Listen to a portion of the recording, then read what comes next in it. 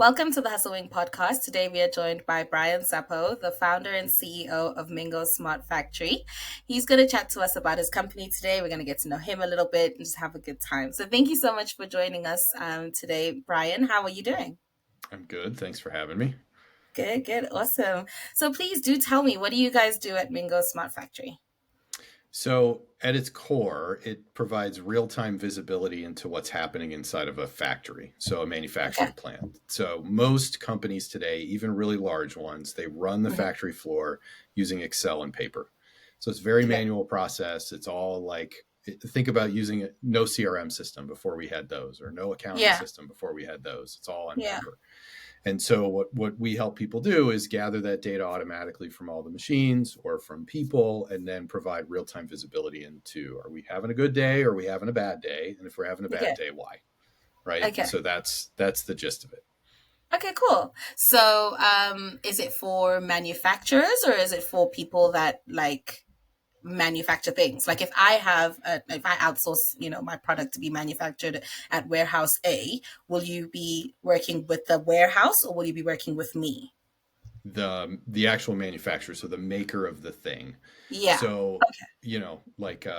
yeah, like if you were making water bottles, we would monitor Yes. the equipment that makes the water bottles, count how Got many we it. make and that kind of stuff. Okay, cool, cool. So I didn't know. Okay, okay, I guess it makes sense. I didn't know that like manufacturers didn't have a system. I would have just assumed that they did since there's CRMs and accountings, like you said. Like, so it's still just like, writing pieces of papers down and things like that. Yep. And then it goes into an Excel spreadsheet, which somebody emails out maybe once a day or once a week. And Yeah. that's it. Right. Versus Gee. like knowing right now which machines are running and which ones Hmm. aren't and why they're Hmm. not. Right. So somebody could go over and fix that or get an alert on their phone that there's a problem. Right. Okay. So those things are just starting to exist. Like big companies. So like if you Yeah. think about an automotive company like Ford or GM or Toyota, they Yeah. have them, but their suppliers that make all the auto parts, they don't. Most of the companies that make food don't. Really? Yeah.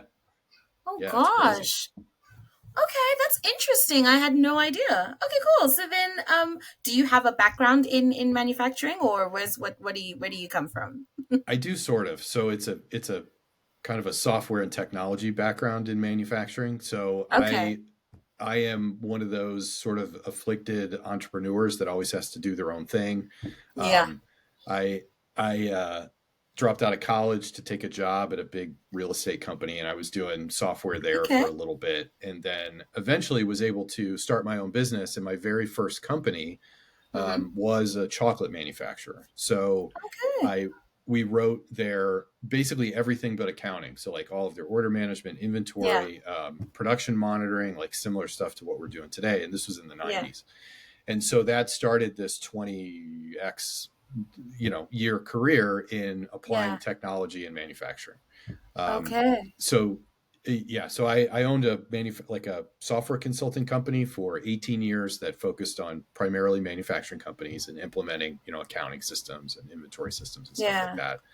And then about 8 years ago, I started this because I saw a need for that more real time data from the factory. It's like one of Yeah. the things that happens is like that people will have these meetings in the morning where, they'll discuss what happened yesterday and there's a lot of finger Mm-hmm. pointing, right? So Yeah. like maybe you run the engineering department and Yeah. I'm one of the people that run production and I'm like, my machine breaks down all the time and it's Izzy's fault. And you're like, no, no, no, you just don't know how to run it. Right. And so like there's all this finger pointing and the loudest voice wins Yeah. versus coming with facts and then trying to, solve a To problem fix based on that. facts rather than on emotions. Right. Yeah. So Yeah. that's Sounds how like this a whole lot of thing started. tension. Yeah. Okay, I bet you morning meetings were fun. Yeah. Okay, cool. So then, so you have experience with manufacturing and stuff like that, which is interesting. I don't feel like a lot of people, I feel like most people, or maybe it's just the companies that I'm interviewing are always SaaS based. It's never really like products. So, I haven't had the chance to really, pick anyone's brain about manufacturing or think about it, to be honest. No one really thinks about who makes this Right. or how was it made. Like that's an interesting part that I've never really delved into. So I'm excited. So then, okay, so you said you started your company 20 years ago, and then did you? Because it wasn't was it Mingo's or was it something else? No, that was a different company. So that was a Okay. software consulting company. This one, Yes. Mingo, we started in 2015. And Okay. it is a SaaS business, right? So it is Yeah. software as a service, but to help manufacturers. So it's about Yeah. 8.5 years old at this point. Jeez. Okay. Nice. And yeah. So then, what's the long term goal? What's the end vision for you guys? So we really want to be, you could call it like the SAP or even the HubSpot of the factory floor. Okay. So like I like HubSpot because SAP is really hard to use. Yeah. So HubSpot's pretty easy to use, right? Yeah. System so that you can monitor all of your sales and marketing Hmm. and also customer service in one spot because they all kind of go together. Yeah. Well, there's a similar set of software that's required for the factory floor. So that's why we call it smart factory. So, we monitor the production, we also do scheduling, we also do quality. So, and continuing to expand that over time into things like Yeah. work instructions, maintenance, like all of these other areas that people have to buy different pieces of software and then tie them together. Right? How Yeah. do you put that all in one big system, make it really Yeah. easy to use, make it mobile friendly, right? Yeah. Um, that's really the goal, and nobody's done that, and nobody's doing Yeah. that Yeah. because it's kind of complicated. Because manufacturers they're kind of old school. It's hard to get them to adopt new technology, but we're chipping away at it every single year, and Yeah. people love the software. So that's the vision. Yeah. Yeah. Definitely. I feel like as long as something is user friendly and it has a need, then you've done 80% of the work. It's just trying to chop down those doors, I guess, because people don't like change. Yes, exactly, exactly. And how do you make it? How do you make it easy for them to do? Like salespeople used to hate CRMs, hated them. Like, why are you making me Yeah. enter this information? You just want to beat me over the head with how many calls I'm making every single day. It's like, Yeah. no, not really. But we have the same thing on the manufacturing side with the people that run the equipment. Like, do you want me making parts or do you want me to put information into your stupid system? And it's like, all you have Pick to do one. is push one button. Yeah, it's one It's so button. simple. Yeah, exactly. Kind of like how, Okay. yeah, CRM is getting that way too. Yeah, yeah. Awesome. So then what are some of the challenges apart from, changing the perception, I guess, or breaking down that barrier? What are some of other challenges that you are facing at Mingo Smart Factory? So the challenge is simplifying. So over 8 years, our product has Hmm. grown from a really simple product that solved Okay. one thing Yeah. into a much more comprehensive thing that most people don't start out with, right? They try to start with a simple thing and then expand over time. Yeah, yeah, yeah. The On the sales side, and I would say on the marketing side, we Hmm. have trouble communicating that very simply, Mm, right? And helping people understand that like this is a real technology that can give you impact very, very quickly without a ton of yeah. effort. I mean, it takes some effort, but not a ton. Yeah. And there's a lot of skeptics out there. And we've been Yeah.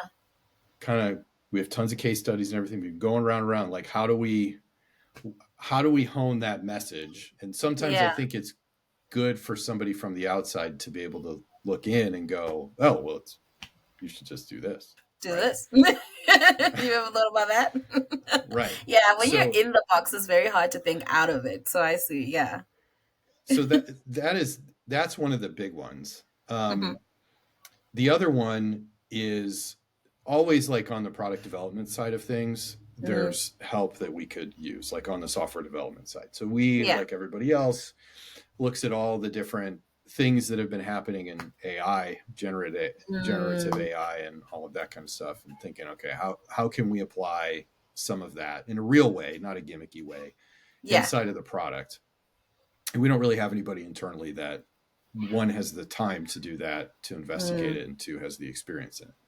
So that's okay. another, and we have very clear ideas about what we want, but we're not Yeah. sure which technologies are the right ones to get those outcomes. Yeah. Okay. Okay, cool. Well then, yeah, that leads us to the final question, which is what sort of assistance, would you like from our community of side hustlers?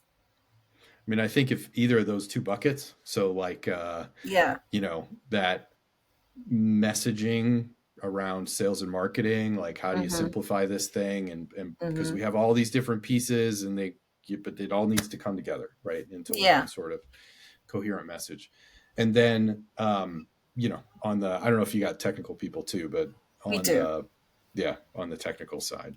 Yeah, on the software side. Yeah, yeah, around probably it's probably less like the generative stuff and more um, machine learning kind of things because most of our Yeah, stuff is just data, it's statistics, it's predictions, that kind of thing. yeah, Versus, I want to create a picture, or make a yeah. recipe from ChatGPT. Which is actually what I use ChatGPT a lot for. So you kind of read me there. Me too. I used Do to do, you? yeah, I used to do this presentation about how every manufacturer thinks they're behind the curve because they don't have Hmm. any of this technology. Would tell Hmm. them that they don't, and I would make fun. Long time ago, I don't know if you would have ever seen it. IBM had a commercial with Bob Dylan that was like Bob Dylan and IBM are writing songs together with AI, and then there was another one with a chef, and they were like, "Oh, these two are making new recipes together." And I used to make Okay. fun of that all the time, but I use ChatGPT for recipes all the time, and they are good. They They're like are. good. They really are. I made a banging lasagna the other day. I was like, thank you, ChatGPT. We got Yep. that. All right, awesome. Well, thank you so much for your time, Brian. Thank you for sharing Mingos with the community and what you guys do. Like I said, I have no idea what happens in the manufacturing space, but I am very interested. So I appreciate you taking me down, like the lane and just teaching me a little bit. I have learned a little. So yeah, I appreciate your time again, and I can't wait to see what 2024 has in store for you guys. Yeah, thank you. It was great meeting Awesome. you.